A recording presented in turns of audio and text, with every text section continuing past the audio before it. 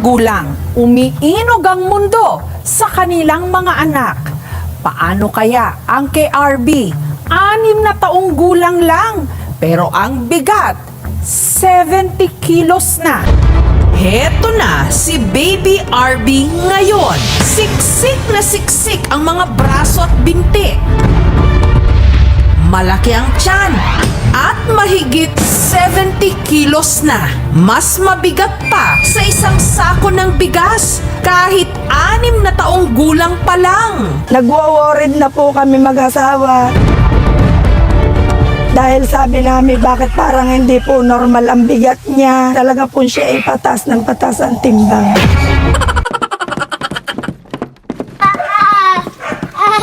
Mama! Nagugutom na ako! Mama! Ito talaga, malakas talaga to kumain eh. Kahit ano nakikita nito, kinakain niya. Uy! Yung panganay ko nangangayayat na. Dahil sa sobrang takaw nito kumain. Tignan nyo, kumakain na naman siya. Partida kakakain niya lang ng tanghalian.